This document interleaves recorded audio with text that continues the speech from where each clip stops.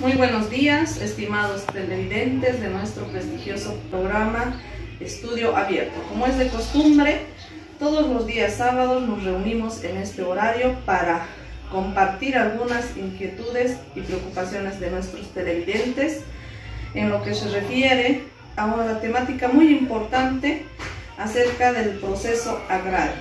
En ese entendido, es que el día de hoy tenemos a grandes personalidades y expertos en el derecho agroambiental. En este momento nos vamos a comunicar con el doctor Milton López.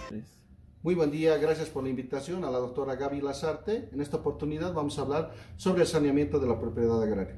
El saneamiento es un procedimiento técnico, jurídico y transitorio destinado a regularizar y perfeccionar el derecho a la propiedad agraria y se ejecuta de oficio o a pedido de las partes. Esto está estipulado en el artículo 64 de la Ley 1715 del Instituto Nacional de Reforma Agraria. Existen 3 etapas para el proceso de saneamiento, según establece el artículo 295 del Decreto Supremo 29215, la cual explicaremos en un flujograma sencillo. Ya vamos a ver las 3 etapas. La primera es la preparatoria, donde inicialmente se hace la solicitud de saneamiento ante el INSA, donde tienen actividades y tareas. Posteriormente pasa un informe técnico legal que establece las recomendaciones pertinentes, la resolución determinativa del área de saneamiento, después posteriormente pasa una resolución de inicio del procedimiento y después se publica mediante edicto. Posteriormente pasa a la segunda etapa, que es la de campo, donde se hace el relevamiento de la información de campo, se hacen campañas públicas, mensuras y encuestas, verificación si es función social, pues si es función económica social, y por último se introducen los datos al sistema. Pasa luego al informe de conclusiones, donde se identifican los antecedentes, valoración de la documentación, valoración del FS y el FES, planos prediales, análisis de conflictos, precios de la adjudicación, cálculo de la tasa de saneamiento y por último las recomendaciones expresadas del curso de acción a seguir. Luego pasa al informe de cierre, donde se hace la socialización de los resultados. Si no hubiera alguna observación del informe al cierre, pasa directamente al proyecto de resolución final, suprema o administrativa. Y si hubiera alguna observación, primero se verifican las observaciones realizadas. Posteriormente pasa a la tercera etapa, que es la titulación y certificación. Se remiten estos documentos a la jefatura del INSA, se hace un control de calidad técnico-jurídico. Posteriormente pasa a la firma del director nacional administrativo y a las notificaciones de campo. Y si no hubiera alguna impugnación a todo este proceso, no pasa directamente al Tribunal Agroambiental. Y si hubiera alguna impugnación al proceso, sí hay las modalidades de saneamiento, que es el SAM-SIN, el saneamiento simple, el CAT-SAM, un saneamiento integrado de catastro, y el SAM-TCO, que es un saneamiento de tierra comunitaria de origen. Posteriormente pasa a la titulación y registro en el sistema de catastro. Elaboran el título, lo inscriben ante derechos reales y la transferencia de información a las municipalidades. Y, por último, la firma del presidente o director nacional. Después de la elaboración de todos estos documentos, se le entregan los títulos al propietario. Muchas gracias, Milton. Ahora tenemos a la doctora Brígida Troncoso. ¿Qué tal? Buenos días, querida comunidad UPDS. Bueno, gracias Gaby por la invitación. No pudimos estar presentes por la pandemia. Feliz Navidad a todos. Y bueno, vamos con los flujogramas de reversión y expropiación de tierras agrarias en Bolivia. Bueno, les voy a hablar sobre el flujograma de reversión de tierras. En este caso, según la normativa, podemos ver que es sujeto de reversión aquellas tierras que perjudiquen el interés colectivo, el causal de reversión, abandono de la propiedad agraria, el cumplimiento de obligaciones tributarias, no pago de impuestos en realidad por la gestión de 2 años más o menos. Podemos ver aquí en excepciones que no son revertidas el solar campesino, la pequeña propiedad de tierras comunitarias de origen comunales.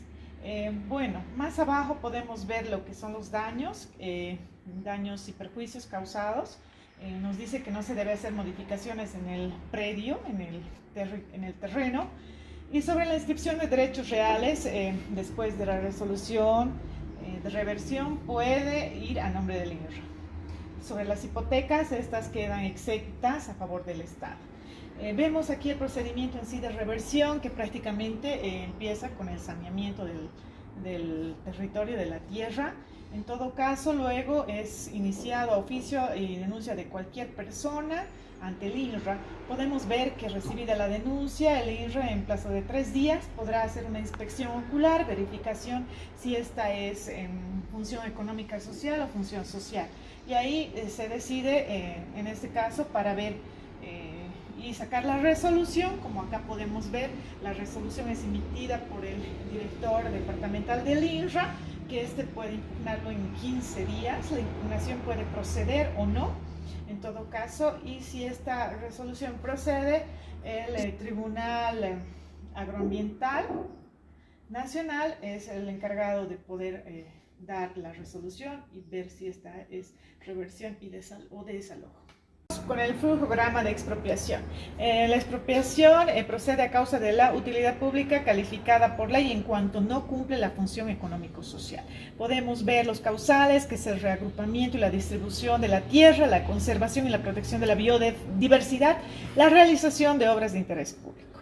En todo caso, acá vemos también que existe la indemnización en el caso de ser el valor, se saca el promedio de las 2 últimas gestiones para la indemnización a favor de la persona, ¿no?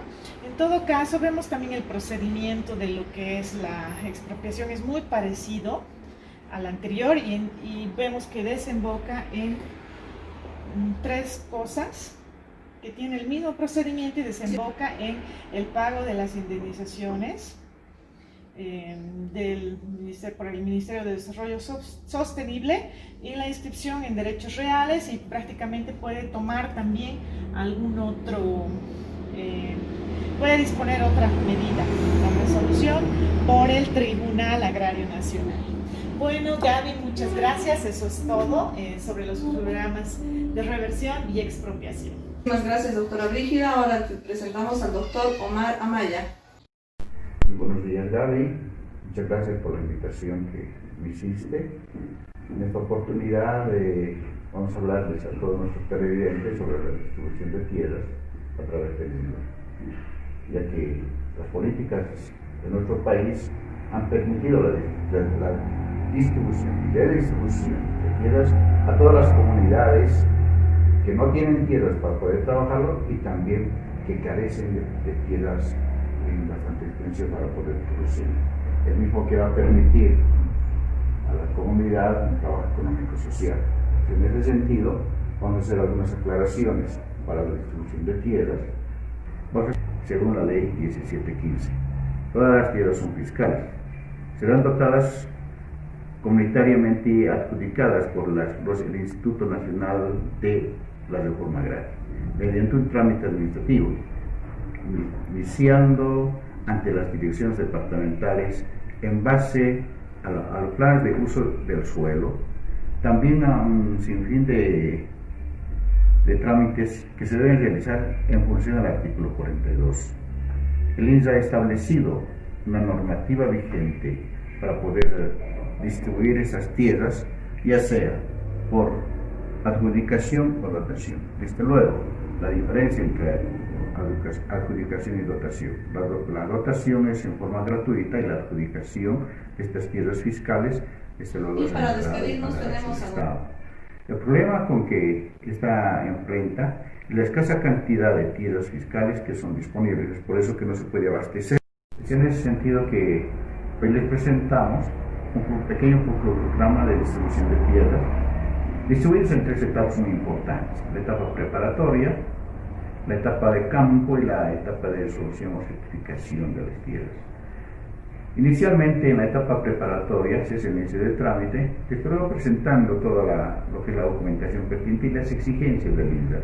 En el trabajo de campo se hace la valoración de la documentación pertinente a nivel nacional y a nivel departamental.